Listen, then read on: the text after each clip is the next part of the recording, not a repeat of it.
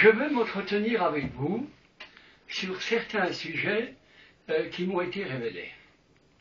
La connaissance théologique de la parole ne produira jamais un miracle, mais la connaissance par révélation transforme les vies. Parce que c'est la parole qui nous est imputée, qui est mise sur nous, qui transforme notre vie. Abraham n'était pas juste, mais quand il a été déclaré juste, dit la Bible, ce que Dieu déclare sur nous, nous le devenons. Amen. Alléluia. Je voulais vous parler en ce moment d'un sujet concernant le fils prodigue. Le fils prodigue, on lui met un anneau au doigt. N'oubliez pas que cet homme était parti. On lui passe une robe. On a tout le temps mélangé ça avec le salut. En fait, il s'agit de plus que ça. Cet homme avait une autorité dans l'esprit. Cet homme avait une autorité dans la gloire parce que la parole dit « remettez-lui l'anneau ». Amen.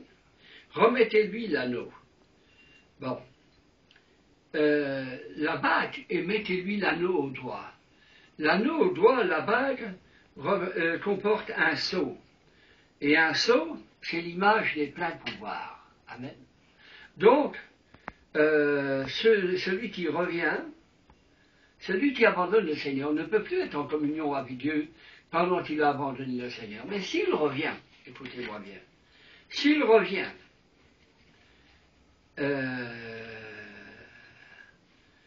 il est rétabli dans sa position première. Pourquoi?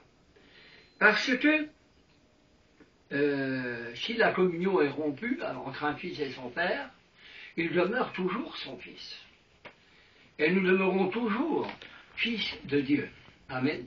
Héritiers de toutes choses. Si nous retournons dans le monde, nous avons une chute. Si nous restons dans cette chute, alors nous perdons notre héritage. Mais si je reviens, la filialité, elle se remet en route.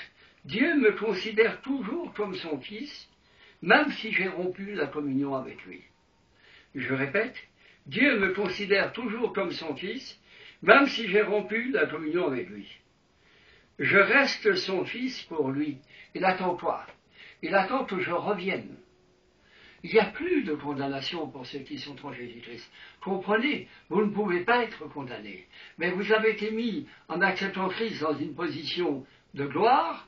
On vous a mis un anneau, on vous a donné l'autorité sur toute la puissance de l'ennemi. Maintenant, cette autorité ne vous sera plus jamais enlevée.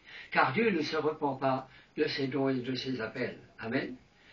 Et on reste son fils. Voilà pourquoi, lorsque le fils prodigue est revenu, le père a dit, mettez-lui un anneau au doigt. Remettez-le dans la position où il était avant.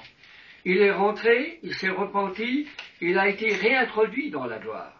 Donc, la même autorité qu'il avait avant lui a été redonnée, et l'autorité était symbolisée par l'anneau, par la bague.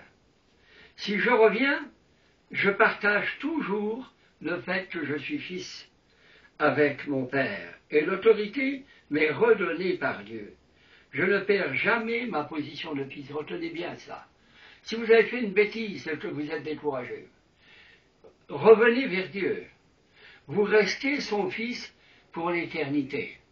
Parce que Dieu nous a donné sa gloire. Il ne reviendra pas sur ce qu'il a dit. Il ne reviendra pas sur la place dans laquelle il nous a mis. C'est à nous de rester dans cette position. Je reste son fils. Combien de fois me pardonnera-t-il? La Bible prend l'image de 77 fois 7 fois.